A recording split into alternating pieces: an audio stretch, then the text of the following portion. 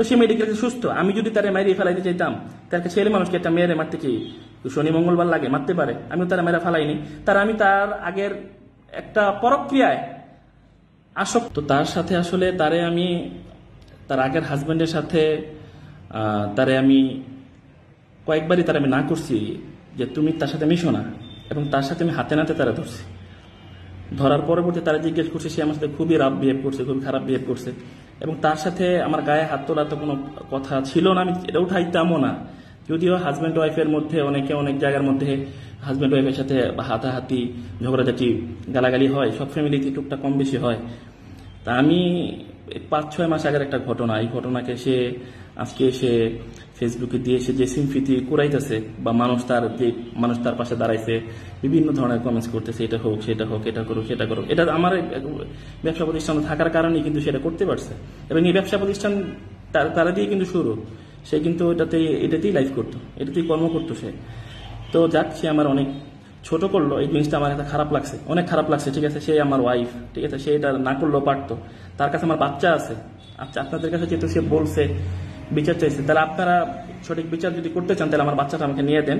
সে তার আগের হাজব্যান্ড রেখে যাইতে চাইছে, যাক, কোনো প্রবলেম নেই আমার। তার আগের হাজব্যান্ড এত ভালো ছিল, সে ওদিক থেকে 2বার তারা ডিভোর্স না দিয়ে আসলেও কিন্তু পারতো, সে ওদিকে সংসার করতে পারতো।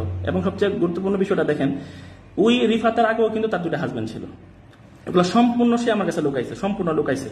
পরবর্তী যখন তারা আমি জিজ্ঞেস করছি কই থেকে পাইছেন, এই বলছে। পরবর্তী তাদের সাথে আমার কথা হয়েছে, সে ওদিক থেকে মোটামুটি ভালো টাকা দুজনের কাছে মিলে 70-80 লাখ টাকা বিভিন্ন স্বর্ণ নিয়ে তাদের সাথে একটা বিশাল প্রতারণা সে করছে। এখন সে রিফাতকে পরবর্তীতে বিয়ে করছে। রিফাতকে সে দুইবার ডিভোর্স করছে। আমার সাথে সে প্রতারণা করছে, আমাকেও সে 13 তারিখে সে ডিভোর্স করছে। সে কোর্টে গিয়ে সে ডিভোর্স করছে। তাদের ফ্যামিলিতে তাদের নিজস্ব উকিল আছে, নিজস্ব পরামর্শদাতা আছে, তাদের নিজস্ব পুলিশ আছে। তারা মানুষকে থ্রেট দেয়, তাদের উকিলের পরামর্শ নিয়ে তারা কাজ করে। তারা বলে তারা এখন অসহায় সাচ্ছে। কারণ আমি আমি একদম ড্যাম কেয়ার ছিলাম, এগুলোর কিছু আমি পাত্তা দিই। কেন পাত্তা দিই? কারণ আমি চিন্তা করি পাত্তা দিয়েছি আরো পায়ে বসবে। কারণ সে তো 4-5টা ছেলের কাছ থেকে আগে এগুলো পার পায়ে আসছে। সে যদি এখন আমার কাছ থেকে এগুলো পার পায়, সে আরো 10টা ছেলের সাথে এগুলো করবে। তার রূপ যৌবন দেখায় সেগুলো করবে, তাদেরকে ব্ল্যাকমেল করবে। তাদেরকে ব্ল্যাকমেল করবে, ভবিষ্যতে আরো 10, 15, 20, 50টা ছেলের জীবন নষ্ট করবে। আজকে যে আপনাদের কাছে আমার দেখেন ছোট করে ফেলাইছে, আপনাদের কাছে কিন্তু সে আমারে ভিলেন প্রমাণিত করে ফেলাইছে। আমি নিজে যে ভিকটিম, আমি নিজে যে আমার ওয়াইফের দ্বারা, নারী দ্বারা নির্যাতিত, সেটা কিন্তু আমি আপনাদের কাছে একবার বলতে আসিনি। আমি নিজের ভিতরে কিন্তু নিজের আগুনে কিন্তু পড়তেছি, আমি নিজে কিন্তু কষ্ট পাইতেছি। আমার কি যায় আসে বলেন? আমি কি কোনো মিডিয়া ব্যক্তিত্ব? আমার কেউ ভালো জানো খারাপ জানো, আমার কিছু যায় আসে না। আল্লাহ তো জানে যে কোনটা সত্য কোনটা মিথ্যা। এখানে আপনারা তাদের রক্তমাখা ছবি দেখছেন।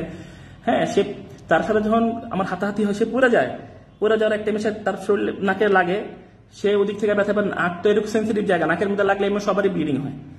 তো সে মেডিকেলে সুস্থ। আমি যদি তারে মাইরে ফেলাইতে চাইতাম, তার ছেলে মানুষকে একটা মেয়েরে মারতে কি শনি মঙ্গলবার লাগে, মারতে পারে? আমিও তারা মেয়েরা ফেলাইনি। আমি তার আগের একটা পরক্রিয়ায় আসক্ত থাকা একটা ওয়াইফকে কয়েকবারই আমি তার হাতে নাতে ধরার পরেও যাতে আমি তারে কিছু বলি নাই, এটার জন্য তো আপনার একটা থ্যাংক ইউ আমার দিলেন না।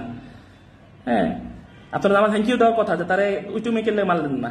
উইটুমে তো আপনারা কি করতেন? আপনারা যদি আপনাদের ওয়াইফকে বা আপনাদের বোনকে পরক্রিয়া ধরতেন, বা আপনাদের ওয়াইফকে পরক্রিয়া ধরতেন, আপনারা কি তার চুপ করে বসে থাকতেন? অবশ্যই কিন্তু রিয়েক্ট করতেন, অবশ্যই কিন্তু। হ্যাঁ, আমার তো মনে হয় এমন লোক এখানে আছে যারা এদের ওয়াইফ যদি এই ধরনের কোনো কাজ করতো, অন্য কোনো পুরুষের সাথে তারা হাতে নাতে ধরতো, আমার মনে মাইরিয়ে ফেলাইতেন, করতেন। তো নিজের কথা চিন্তা করবেন আগে নিজের কথা চিন্তা করেন। আপনি কি করতেন? তো শুধু আমার দিকে আঙ্গুল উঠাইছেন। তো আমি বিষয়টা আসলে আমার দিকে আঙ্গুল উঠেলে আমার এগুলো কিছুই যায় আসে না। কেন যায় আসে না? কারণ আমি তো অপরাধ করিনি। আমার অপরাধ একটাই, যে আমরা ভালোবাসছিলাম। আমার অপরাধ একটাই, আমি তার বিয়ে করছিলাম এবং তারে বিশ্বাস করছিলাম আমি। এবং সে নাকি আমার প্র্যাকটিসিং, আমার নামাজ কেরাম দেখা, আমার দিনদারি দেখে নাকি সে আমাকে বিয়ে করছে। আমি এত দিনদারও না, আমি তো প্র্যাকটিসিংও না। আমার মধ্যে ভুল ত্রুটি আছে, আমি মানুষ, আমার ভুল থাকতেই পারে, আমার হাজারো ভুল আছে, আমি নিজেও গুনাহগার। আপনারা যারা এখানে কমেন্টস লাইক দিতেছেন, আপনাদের মধ্যে অনেক ভুল ত্রুটি আছে। আপনারা মানুষ, আপনাদের ভুল থাকতেই পারে। অনেক জায়গায় অনেক কিছুতে আপনারা ভুলের উঠতে না, আমিও ভুলের উঠতে না। একমাত্র ভুলের উঠতে আল্লাহ সুবহানাহু ওয়া তাআলা, আল্লাহ ভুলের উঠতে। আমি একজন মানুষ হিসেবে ভুল থাকতে পারে। হ্যাঁ, আপনারা বলতে পারেন তারা গায়ে হাত তুলছেন কেন? হ্যাঁ, গায়ে হাত তোলাটা ভুল, কিন্তু আমি 8-10 জন মানুষের মতো মানুষ হয়তো